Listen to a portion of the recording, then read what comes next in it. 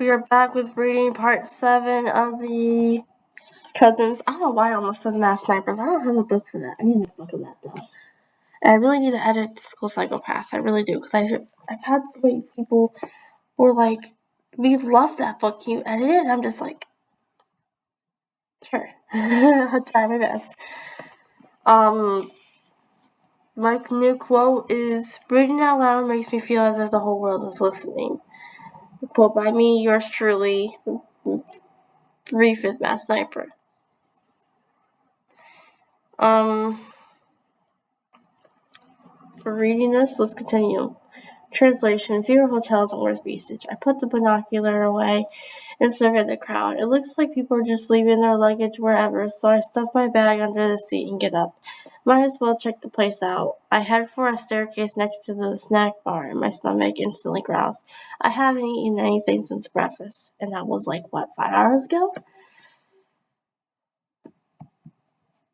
Upstairs almost looks the same, with a staircase that goes to the top deck. That's open air, and everyone is clustered around the railings that overlooks the ocean. It's overcast, threatening rain, but the air that was choking me on shore is crisp and salty, scented here.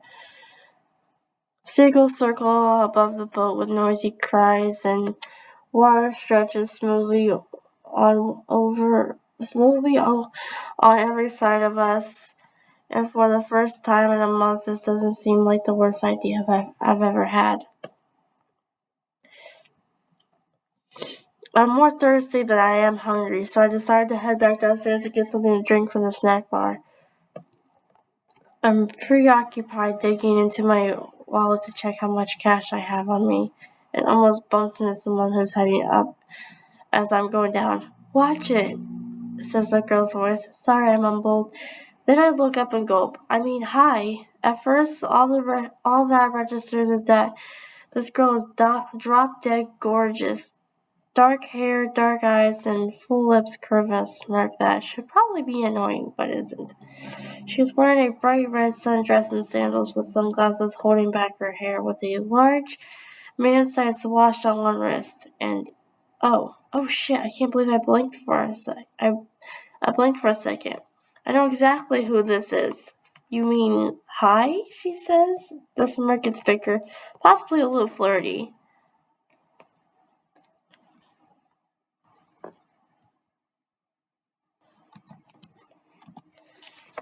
Are you sure? I step back, forgetting I'm on the staircase and nearly fall. I take a few seconds to consider my predicament while I grasp the railing to steady myself. I was hoping to avoid this particular person, at least until we got to Gold Grove, but now that I've almost literally run into her, I guess there's no holding back. I'm sure. Hi. I say, hi, hello, Millie. She blinks in surprise. Behind us, someone clears their throat. Excuse me? Calls a gruffled voice. I'm trying to get downstairs. I turn to see an old guy in plaid shorts and a Red Sox baseball cap hovering behind me, one foot on the top step. Hang on, we're going up, I say in reverse course. He steps aside to let me pass, and I lean against the wall of an alcove behind the stairs. Millie follows, her hands on her hips. Do I know you? Crap, I can't believe I was just checking her out. I don't think she minded it either. Awkward. Yeah, well, sort of. Well, yeah, sort of. I'm Jonah. I hold out my hand. Her eyes widen and she doesn't take it. Jonah's story. Jonah's story, she repeats. Your cousin. I clarify. Millie stares at me for a beat. Then she takes my hand so gingerly that her fingers barely graze mine. You're Jonah? Yes. Really? I let annoyance edge my voice. It's my trademark after all. Do you have authority? Do you have authority issues? I've responded affirmatively multiple times. Her eyes narrow. Oh, there you are. I got a little confused by this whole. She waves a hand. near my face. J. Crew model look you have going on. I have to admit, that wasn't expected. I thought you would look how you talk. I'm not going to raise the bait and ask her what she means, but she keeps going without commenting. Like a conspirative gnome. Points for creativity, I guess. Nice to meet you too. Her nose wrinkles as she looks me up and down. Why are you all sweaty? I resisted the urge to sniff myself to see if I smell. From the look on her face, I probably do. I don't see how that's any of your business. Why are you even here? I thought you didn't see a point in arriving in tandem. I folded my arms, wishing I'd never come upstairs. Talking to her is wearing me out. I'm not sure how much longer I can keep it up. My schedule changed. Millie collects her tongue a few times before lifting her hand in a beckoning motion. Come on then, you might as well meet Aubrey. I'm not in the mood for more people, and it must show on my face because she rolls her eyes and says, trust me, she's not going to enjoy it any more than you are. I don't think, hey, another voice breaks in. There you are.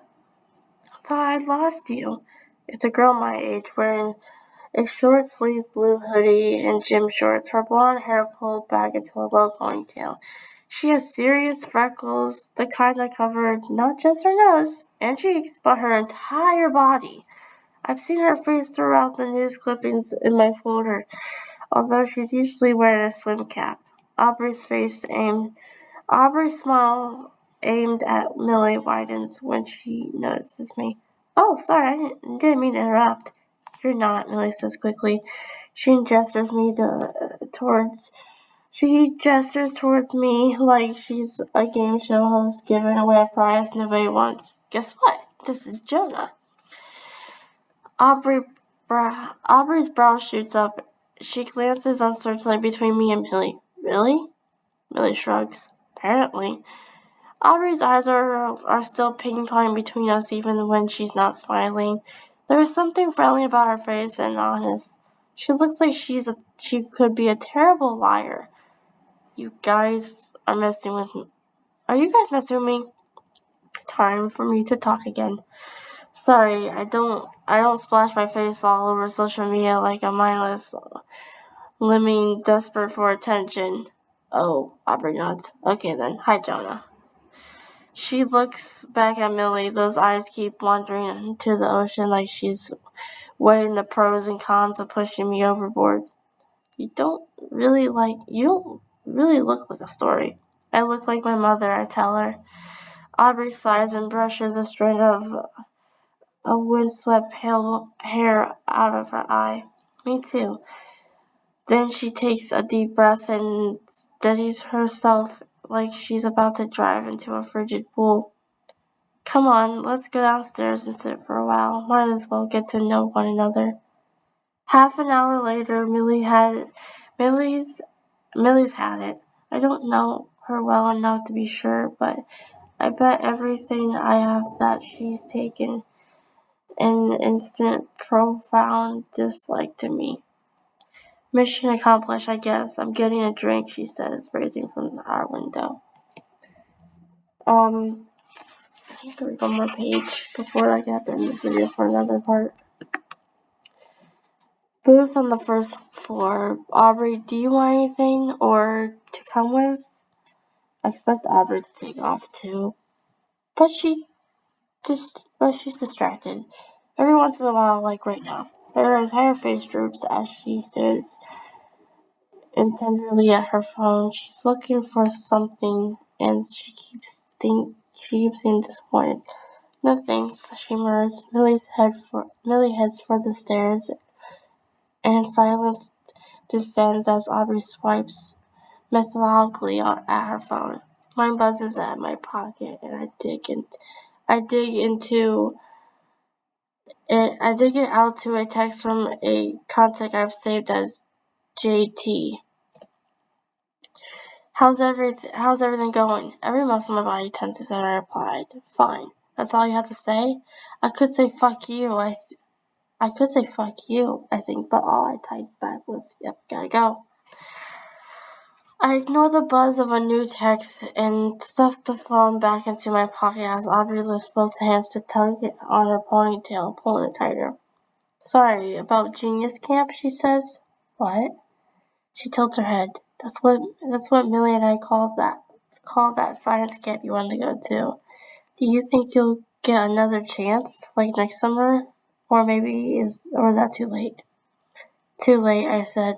The point was to enhance the college application process. Without Millie here, I can't reject as much strand into my words as I want to. Being sarcastic to Aubrey feels like kicking a puppy. That's too bad. I wasn't sure you'd come, to be honest. You seemed pretty determined not to. Turns out I didn't have a choice. I guess none of us did, Aubrey says. She crosses his leg over one knee and jiggles her foot, staring out at the window. The darkening sky. It's 35 miles from Manus to Grove Island, and it looks like we're heading for stormier weather. What's your dad like? Uncle Sanders? She says the name like he's a movie character. I think I last saw you guys when I was like 5.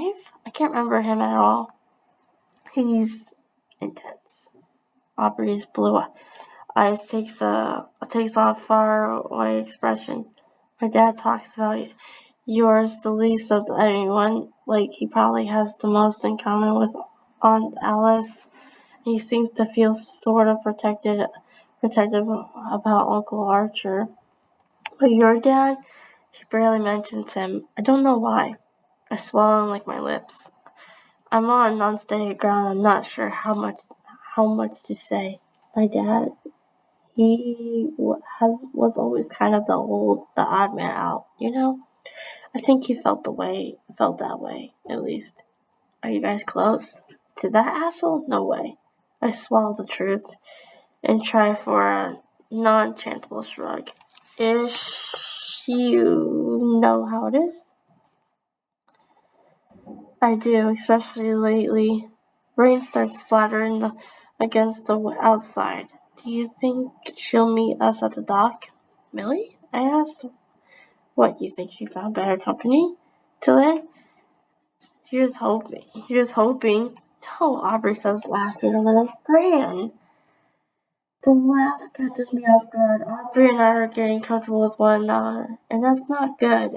In the words of every reality consent ever, I'm not here to make friends. Yeah, right, I snorted. She never even bothered to send a follow-up letter. Aubrey's face clouds. You too? I wrote her 6 times and heard nothing. We will continue with part 8 of this story. Stick around.